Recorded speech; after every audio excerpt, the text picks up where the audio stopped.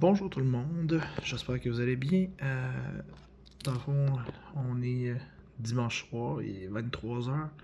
Mon fils est malade, il fait de la fièvre, donc je risque de ne pas être en mesure demain d'être à mon poste à l'école.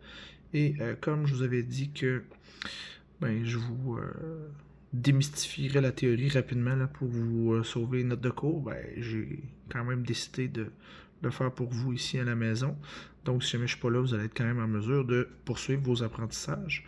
Je ne suis pas vraiment équipé ce soir. J'ai un setup assez rudimentaire qui consiste à des feuilles lignées et mon cellulaire que je tiens d'une main. Fait que là, ça se peut que ça brasse un petit peu, puis c'est pas l'idéal, mais j'espère que vous allez être en mesure de bien comprendre quand même mes explications.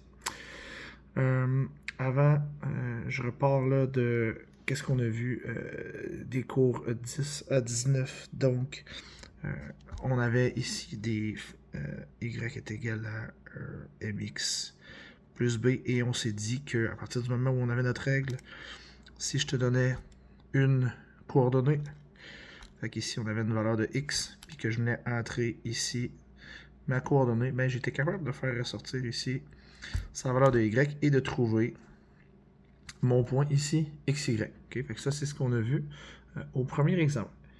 Je t'explique aussi un autre principe de base selon lequel, si jamais je recherche un point, même si j'ai sa règle, okay, si je ne te donne aucune coordonnée en x et aucune coordonnée en y, tu peux rien trouver. Okay? Tu as absolument besoin du x pour trouver le y ou du y pour trouver le x. Okay? Ça, c'est le principe de base avec les fonctions. Cependant, à partir du cours numéro 20, okay, il y a un petit cas d'exception à ça ici. C'est lorsque j'ai deux droites, okay, donc D1 et D2, et que je veux aller chercher le point d'intersection. C'est le seul point okay, que je vais être en mesure d'aller chercher malgré le fait que je n'ai ni coordonnée en X ni coordonnée en Y. Pourquoi? Parce que c'est un point qui est spécial, okay, qui est à l'intersection des deux droites. Et à cet endroit-là, okay, il y a une certitude, c'est que les coordonnées en X et en Y sont égales dans les deux droites. Okay? Fait que dans cette droite-là ici, okay, quand je vais rentrer ce X-là, ça va me donner ce Y-là. Et dans cette droite-là ici, si je rentre à cet endroit-là exactement le même X, ça va me donner exactement le même Y puisqu'il s'agit du point d'intersection. Okay? Fait que selon ce principe logique-là, je vais être capable de créer trois façons de faire qui vont me permettre de trouver les points d'intersection. La première, c'est la méthode, un petit peu, je vois rien, okay. La méthode de comparaison, qui est une méthode que vous avez utilisée en secondaire 3. Okay? Fait que cette méthode-là a déjà été vue. Il y a même des élèves qui ont essayé de la faire dans l'examen, même si c'était pas utile. Ensuite, il y a aussi la méthode de substitution. Et finalement, il y a la méthode de réduction. Donc, je vous donne un exemple rapide avec les trois méthodes et je vous explique comment et quand les utiliser. Premièrement, je veux trouver le point d'intersection de ces deux droites-là et j'ai mes y qui sont isolés comme ça dans les deux équations. Donc, comme on sait qu'au point d'intersection, okay, puis ça c'est quand même important de le spécifier parce que si jamais j'avais deux droites comme ça ici, puis que je voulais aller chercher ce point-là, okay, évidemment, ça, on ne pourrait pas utiliser ces méthodes-là. Mais là, puisque je cherche le point d'intersection, à cet endroit-là, les deux valeurs d'un y vont être identiques. Et comme les deux valeurs de y vont être identiques, si je te dis ici que y1, ça vaut ça, que y2 vaut ça, puis que les deux, ça vaut la même chose, je peux donc utiliser 3x plus 6 est égal à moins 4x moins 3. Okay? Et là, qu'est-ce qui s'est passé? J'ai plus de y. Okay? Parce que ici, j'avais deux inconnus, puis je n'étais pas capable d'en remplacer une des deux pour aller chercher l'autre. Mais là, ici, j'ai juste des x. Okay? Tout est en fonction de x, ce qui fait que, avec mon algèbre de deuxième et de troisième secondaire, je vais être en mesure d'isoler mon x pour aller trouver sa valeur. Donc, plus 4x plus 4x, ça me donne que 7x plus 6 est égal à moins 3. Même chose, moins 6, moins 6. Donc 7x est égal à moins 9. Et là, si je divisais par 7, des deux côtés, mon x serait égal à moins 9 septièmes. Donc, ici, la coordonnée x est égale à moins 9 septièmes. Ça me donne toujours pas la coordonnée y. Pour être en mesure d'aller chercher la coordonnée y, ben, je fais exactement comme on vous a montré à faire depuis le début. J'ai un x, je cherche un y, je viens rentrer ça dans une des deux équations. Donc, si je prends ici, par exemple, la première équation, 3x plus 6, puis que je cherche le point, moins 9 septième y, ben je viens remplacer comme ça ici. y1 est égal à 3 fois moins 9 septième plus 6.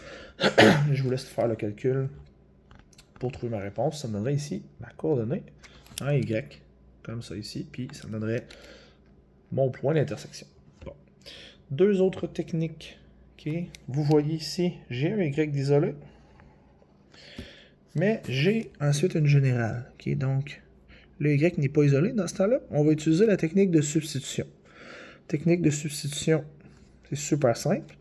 Encore une fois, comme mes deux valeurs de y sont identiques, okay, fait j'ai y1 et y2, et ça a la même valeur que ça ici. Okay, parce que y1, y2, même coordonnées. Okay, donc, je sais ici que y2, c'est égal à y1, puis y1 est égal à ça ici. Ça veut donc dire que ben, je peux venir faire une substitution. Okay, donc, ça donnerait ça ici. Mon équation de départ. Ça, c'est mon y2 plus 2 est égal à 0. Mais, comme je vous ai dit, y, sa valeur, c'est 3x plus 6. Donc, 3x plus 6. Je suis venu remplacer ici mon y2 okay, par sa valeur, qui est 3x plus 6. Et là, ben, qu'est-ce qui s'est passé, encore une fois? J'ai plus de y, j'ai uniquement des x, ce qui fait que je vais être en mesure d'isoler mon x pour aller trouver sa valeur. Là, je vais manquer de place, mais on fera la distribution ici comme ça. Je poursuis ici comme ça à côté. Donc 3x plus 15x plus 30 plus 2 est égal à 0. Okay. Qu'est-ce qui s'est passé? D'ici à là, ben, j'ai tout simplement distribué mon 5 à l'intérieur de la parenthèse. Et là, ben, ça me donne que 18x plus 32 est égal à 0. Puis là, ben, je serai en mesure de venir isoler ici la valeur de x pour trouver à la fin que x est égal à quelque chose. Et toujours le même principe, j'aurai la coordonnée en x ici. Et pour trouver sa coordonnée y, je prendrai une des deux équations de départ que j'avais. Et je viendrai remplacer ici le point.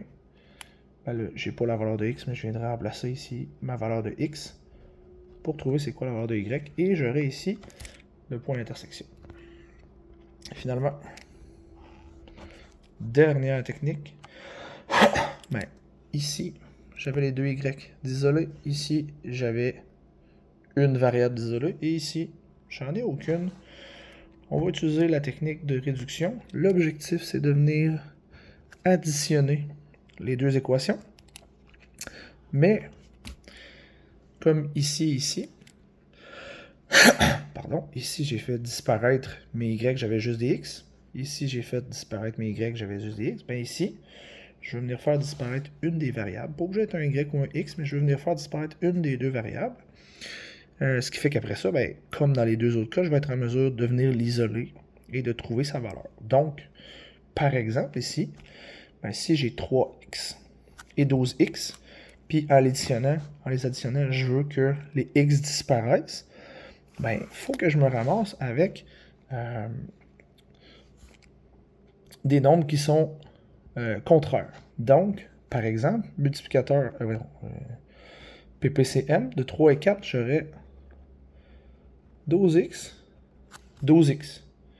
Là, évidemment, je veux qu'il y en ait un qui est négatif. Comme ça, quand on va venir les additionner, qu'est-ce qui va se passer? Ben, les x vont disparaître, puis il va rester juste des y, des termes constants, pour être en mesure de trouver la valeur de y. Donc, pour que mon équation 1 passe de 3 à 12. Quelle opération j'ai fait? Ben, j'ai multiplié par 4. Donc, 5y fois 4 plus 20y. Fait que je fais x4 partout, là, à tous les termes, comme on est habitué de faire. 2 fois 4, ça donne 8. 0 fois 4, ça donne 0. Même chose ici. Pour passer de 4 à moins 12, j'ai multiplié par moins 3. Donc, 3 fois moins 3, moins 9y. 5 fois moins 3, moins 15, est égal à 0. Donc, en venant multiplier la première équation par 4, la deuxième équation par moins 3, ça me donne deux nouvelles équations qui ont ici en x des termes qui sont contraires. Et quand je vais venir additionner ces deux équations-là, 12 moins 12, ça fait 0. 20 moins 9, ça donne 11y. 8 moins 15, ça donne moins 7, est égal à 0. Pardon. Donc, même principe que depuis le début. J'ai plus de x, j'ai juste des y. Fait que je suis en mesure après ça. 11y est égal à 7. Et y est égal à 7 onzième. Donc, je suis en mesure de trouver la valeur de y. Ce qui veut dire que à l'intersection de mes deux droites ici, j'aurai... Oups, excusez, vous n'êtes plus dans la caméra. Y est égal à 7 onzième. Et là, ben, encore une fois, en fait, je ne réécrirai pas une équation parce que j'en ai ici. Si je prends une de mes deux équations de départ et que je m'en vais insérer le point x 7 onzième à l'intérieur, okay, ben, en remplaçant le y par ça, je suis en mesure après ça de trouver, de faire ressortir un x. Et c'est ce x et ce y-là qui vont me donner la valeur du point d'intersection. Donc, okay, c'est vraiment pas mon plus beau travail, mais le but c'était vraiment de donner du sens et d'expliquer tout le principe là, de ces trois techniques-là. Donc, je te rappelle, comparaison, ben, c'est quand j'ai y1 et y2 qui sont isolés. Pour ce qui est de la substitution, j'en ai un qui est isolé, mais on va dire ça comme ça. Plus une générale, par exemple. Okay? Fait que je suis en mesure de prendre celui qui est isolé puis d'aller le remplacer dans la générale. Et finalement, pour ce qui est de la réduction, c'est quand j'ai deux générales et qu'en venant additionner, okay, j'additionne les deux équations. Puis, avant de les additionner, ben, je m'assure que je fais les multiplications nécessaires pour que quand je vais venir les additionner, il y a une des deux variables qui va disparaître. Donc voilà, je vous laisse aller en exercice. Bonne période.